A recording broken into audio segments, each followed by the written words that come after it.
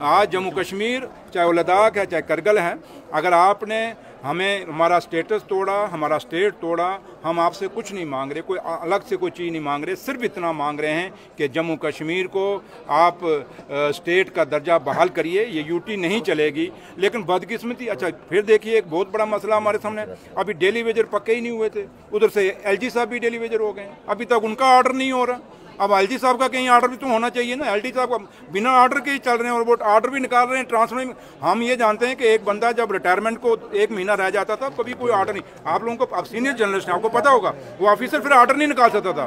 तो एलजी साहब का परमानेंट ऑर्डर ही नहीं भी हुआ, तो वो ट्रांसफर कर रहे हैं, ऑर्डरों पर ऑर्डर कर रहे हैं। अब या तो मैं दिल्ली वालों को कहूँगा एलजी साहब का रेगुलाइज करो, जैसे हमने दिल्ली वेजरों को रेगुलाइज करना है, ऐसे एलजी साहब को भी रेगुलाइज करो, कम से कम हमें पता चले एलजी साहब पक्के हैं या कच्चे हैं। इस तरह से उन्हें रातों रात जोधपुर भेजा गया, ले से जोधपुर जेल में वो इस समय है, कैसे देखते हैं? मैंने कहा गलत है ना, मैं वही तो कह रहा हूँ। एक वो आदमी जो एनजीओ चला रहा है, जिसको सियासत से कोई लेना देना ही नहीं है, वो आदमी जो बिल्कुल एक अपना लोगों की बात को उठा रहा है, वो क्लाइमेट पे बात कर रहा है, ग्लोबल वार्मिंग पे बात कर रहा है, लोगों के इश्यूज पे बात कर रहा है, वो या तो कोई सियासतदान हो तो उसको आप कहें कि भाई हमने इसको वहाँ जोधपुर जेल भेज रहे हैं, भाई उसका कसूर क्या है?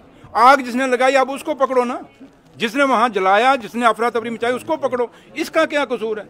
तो इसलिए आज बेटा बाप के कहने पे नहीं चलता तो लद्दाख के लोग सोनम वांगचुक के कहने पे चलेंगे। इसलिए ये नाइंसाफी है और ये मैं कहूँगा कि डेमोक्रेसी का मजाक है। और आज भगत सिंह, राजगुरु, सुखदेव, बापू गांधी और वो जो लोग जिन्होंने कुर्बानियां दे के देश की आज़ादी पाई, ये डेमोक्रेसी पाई, आज वो रो रहे होंगे कि यार क्या हमने इसीलिए आज़ादी पाई थी कि हमारे शरीफ भोले भाले लोगों को गलत कानूनों में डाल के जेलों में डाला जाए और इतनी दूर दूर भेजा जाए जहाँ उनके घर वाले भी ना मिल सकें। ये बेइंसाफी है, ये इंसाफ नहीं है। Thank you sir. पहले